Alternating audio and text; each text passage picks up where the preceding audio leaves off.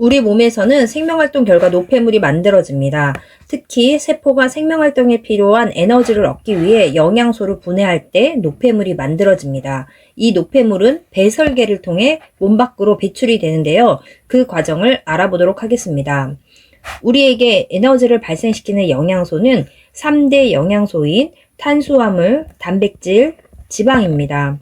탄수화물은 탄소, 수소, 산소로 이루어져 있으며 소화가 되면 포도당으로 분해가 되는데요. 이 과정에서 이산화탄소와 물이 발생합니다. 지방도 탄소, 수소, 산소로 이루어져 있으며 소화가 되면 지방산과 모노글리세리드로 분해가 되는데요. 이 과정에서도 이산화탄소와 물이 발생합니다.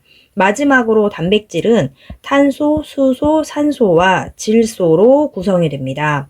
그래서 소화가 되면 아미노산과 이산화탄소, 물, 그리고 암모니아가 발생합니다. 탄수화물, 지방, 단백질에서 공통으로 만들어지는 이산화탄소와 물은 몸 밖으로 내보내집니다.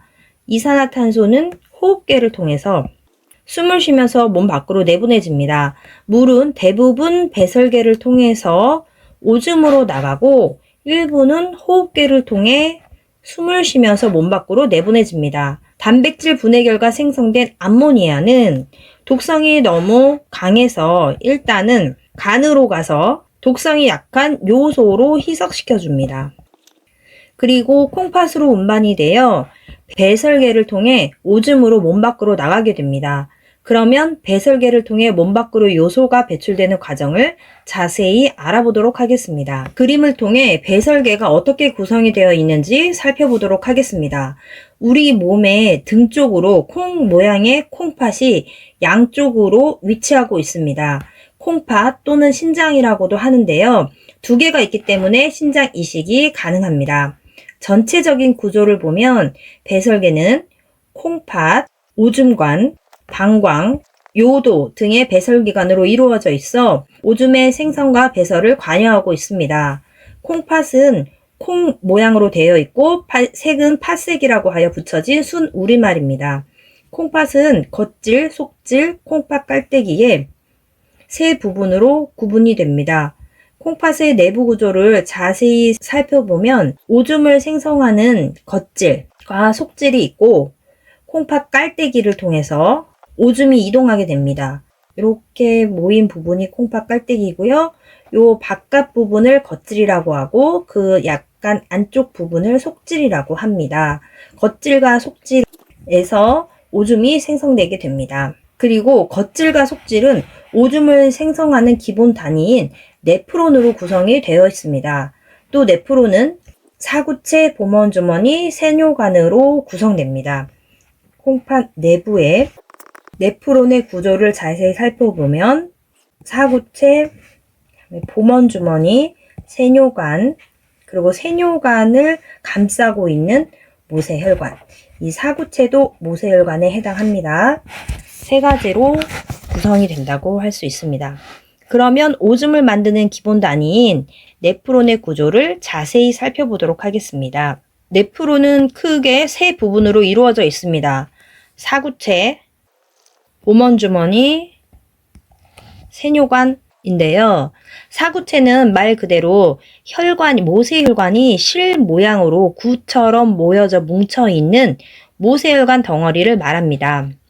그리고 보먼주머니는 보먼이란 사람이 발견하여 이름 붙인 것인데요. 사구체 밑에서 사구체를 둘러싼 주머니 모양의 구조입니다.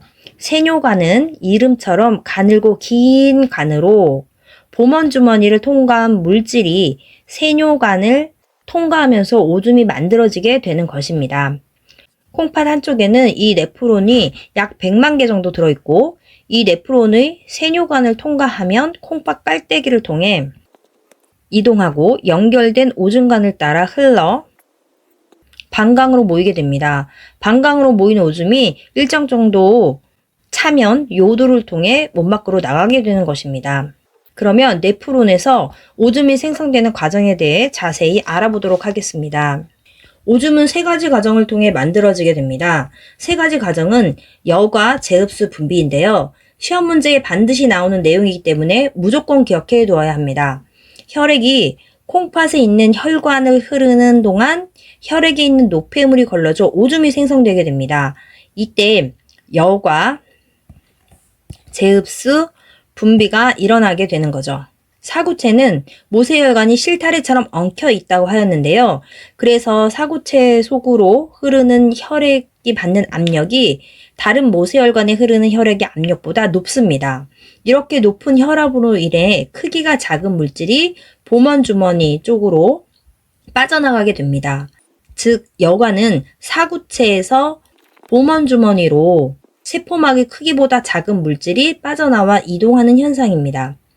혈액 속에 있는 물질, 적혈구, 단백질, 포도당, 아미노산, 요소, 물 등이 있겠죠? 이 중에서 크기가 작은 포도당이나 물, 아미노산, 요소, 무기염류, 노폐물 등이 사구체에서 보먼주머니로 이동하게 되는데 이를 여과라고 합니다. 여과된 물질 중에는 요소가 많이 함유되어 있습니다.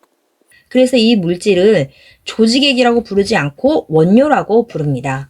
이 여과액, 즉 원료에는 우리 몸에 필요한 영양소인 포도당과 아미노산, 무기염류 등도 노폐물인 요소와 같이 들어 있습니다. 이 중에서 포도당과 아미노산은 우리 몸이 힘들게 소화 흡수하여 얻은 물질이고 에너지원으로 사용해야 하니 몸 밖으로 빠져나가면 안 되겠죠. 그래서 원료가 세뇨관을 통해 흐르는 동안 세뇨관을 감싸고 있는 모세혈관으로 포도당과 아미노산은 100% 다시 재흡수되고 그리고 물은 99% 재흡수하게 됩니다. 무기염류 등은 그때그때 몸의 상태에 따라서 필요한 정도만 재흡수하게 됩니다. 이를 재흡수라고 하는 것입니다. 사구체에서 보먼주머니로 미처 빠져나가지 못한 노폐물인 요소가 있는데요. 이 요소는 세뇨관 옆에 있는 모세혈관을 따라 흐르다가 세뇨관 쪽으로 다시 이동하게 되는데요. 이를 분비라고 합니다. 그러면 원료는 처음에 여과되었을 때 있었던 포도당이나 아미노산은 100% 재흡수가 되었으니 전혀 없게 되고 물은 99% 흡수가 되어서 거의 없으며 요소는 노폐물과 요소는 분비가 되어 더 추가되었으니 이 원료에는 대부분이 요소로 이루어지게 됩니다. 그래서 이제는 원료라고 이야기하지 않고 오줌이라고 이야기하게 됩니다. 이 오줌은 세뇨관을 따라 이동하면 콩팥 깔때기로 이동하게 되고 콩팥 깔때기에서 오줌관으로 이동하여 방광에 모여 있다가 어느 정도 모이면 요도를 통해 몸 밖으로 나가게 되는 것입니다. 오늘은 배설계에 관해 알아보았습니다. 감사합니다.